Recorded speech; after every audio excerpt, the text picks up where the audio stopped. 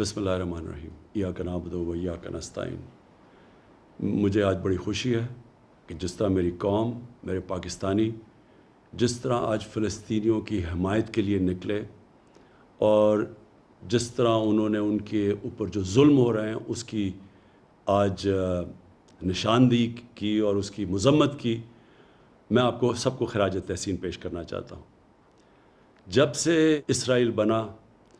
पाकिस्तान का हमेशा एक ही स्टैंड रहा है और वो स्टैंड था कायद-ए-आज़म मोहम्मद अली जिन्ना का, हमारे अजीम लीडर का, कि फ़लस्तीनियों से बहुत बड़ी नाइंसाफ़ी हुई है और हर फोरम के ऊपर पाकिस्तान ने फ़लस्तीनियों के साथ खड़े रहे। 27वीं रात को मैं मस्जिद नबी में था जब मुझे पता चला कि जो क़िबला अव्वल है मुसलमानों का, मस्जिद अल-अक़सा, उधर जब 27वीं की मुक़द्दस रात को लोग नमाज़ पढ़ रहे थे तो इसराइल की पुलिस है उसने उनके ऊपर तशद्दुद किया। और साथ साथ फिर ये इसी चीज़ का भी इल्म हुआ कि जो फ़लस्तीनी फैमिलियाँ 70 साल से अपने घरों में रह रही थी, कई फैमिलीज़ को इसराइली सेटलर्स ने उनको घरों से निकाल दिया। इसकी वजह से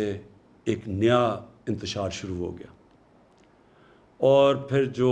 गाज़ा के ऊपर जिस तरह की बमबारी की गई, दुनिया की सबसे ताकतवर तरीन फ़ौज है, नहाते फ़लस्तीनियों के ऊपर जिस तरह की बमबारी की गई जिसमें बच्चे मारे गए, तो मैं अगले दिन 27वीं का जो अगले दिन था, मैंने जो OIC के सेक्रेटरी जनरल हैं उनसे मुलाकात की और उनको तब कहा कि OIC को इसके ऊपर स्टैंड लेना चाहिए और यूनाइटेड नेशंस में इशू को उठाना चाहिए। जब मैं पाकिस्तान आया तो मैंने किंग सलमान से बात की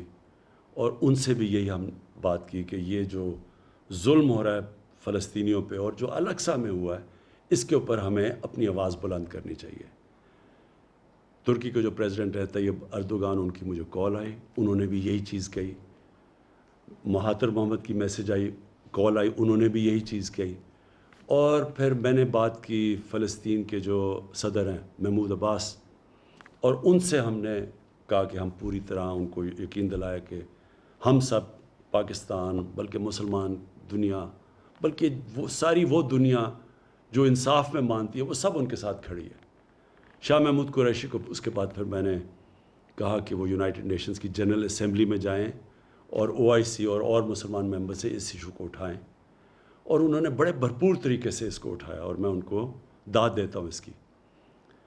मैं जो एक चीज़ देख रहा हूँ, मुझे एक बड़ी खुशाइन चीज़ नज़र आ रही है और वो क्या है कि दुनिया का पब्लिक ओपिनियन चेंज हो रहा है। मैंने इतना टाइम मगरिब में गुजारा,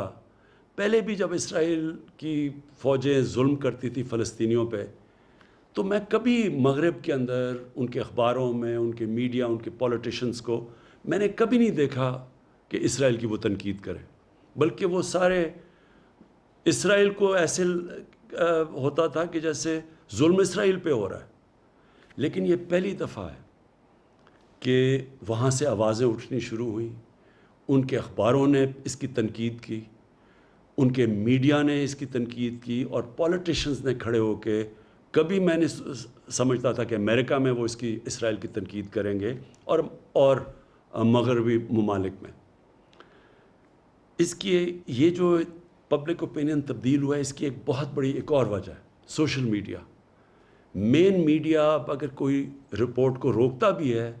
कोई सेंसर भी करता है, तो सोशल मीडिया पे एक ऐसी फोर्स आ गई है कि उससे अब कोई भी कम्युनिकेशन और न्यूज़ को रोक नहीं सकता। और इससे मुझे नज़र आ रहा है कि दुनिया का पब्लिक ओपिनियन चेंज हो रहा है। आज से 30 साल पहले इसी तरह तब भी दुनिया का पब्लिक ओपिनियन चेंज हुआ था। साउथ अफ्रीका, उधर एक ऐसी रजीम थी, एक ऐसी गवर्नमेंट थी और बड़ी देर से, कई सालों से थी,